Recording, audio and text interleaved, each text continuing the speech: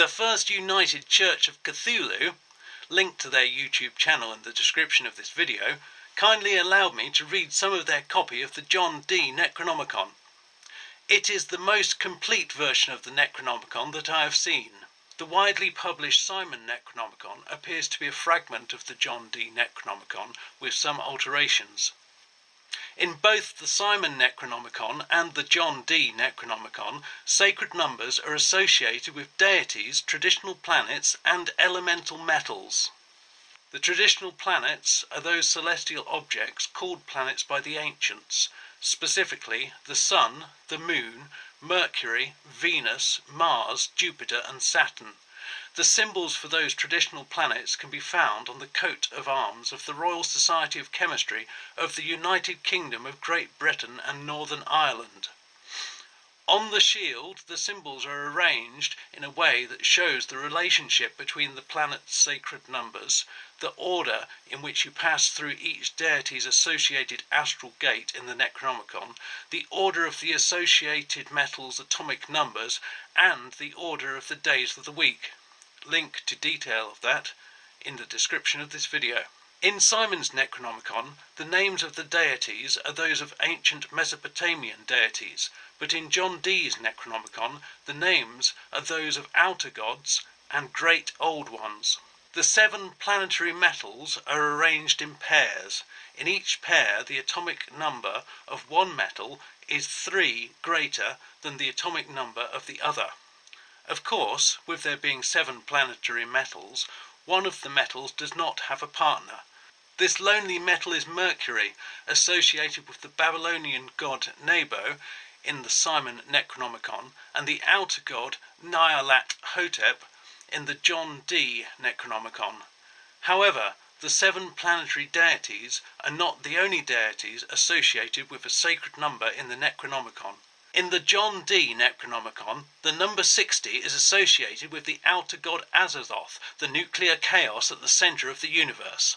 You can draw a 4x4 grid with the odd factors of 120 along the top and the factors of 120 that are powers of 2 down the side. If you place each sacred number in a square in this grid, with the number being the product of the number at the top of its column and the number at the end of its row, then patterns seen in Mendeleev's periodic table of the chemical elements appear. If sacred numbers appear in the same row of our 4x4 square, then their associated metal is in the same row of the periodic table.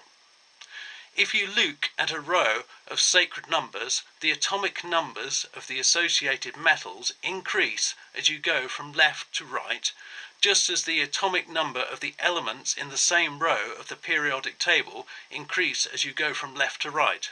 There is a space in our 4x4 grid for the sacred number 60. It is in the same row as the numbers associated with gold, mercury and lead. Because 60 is to the left of 20 in our grid, if it has an associated metal, unmentioned in the Necronomicon, it should be to the left of gold on the periodic table. Putting this together with Mercury being the only sacred metal lacking a partner with an atomic number different by 3, it makes sense that the metal associated with Azathoth should be 3 steps to the left of Mercury on the periodic table. Specifically, that metal is Iridium. In the Necronomicon, the priest is told how to open the 7 planetary gates, each in turn, and not opening a new gate until long after the previous gate is closed. The process of opening gates involves the use of a sacred seal. The seal for each gate is usually made of the corresponding sacred metal, starting with silver for Nana Yog-Sothoth and ending with lead for Ninib Nyogtha. This suggests that the seal for the opening of the Azathoth gate should be made of iridium. There is a thin layer of iridium spread throughout the world dating to when the dinosaurs became extinct. Thus, I put forward the theory that the dinosaurs constructed a large seal of Azathoth made of iridium, opened the gate, and something went wrong.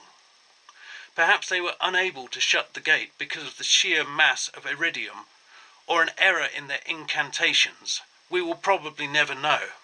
What does seem to have happened is that the seal was vaporized with such a calamitous blast of eldritch energy that it was cast over the entire globe. Whether it was the blast or Azathoth itself that caused the death of the dinosaurs remains an open question. The Simon Necronomicon does not contain a seal for Azathoth, and specifically advises against summoning Azathoth in any form.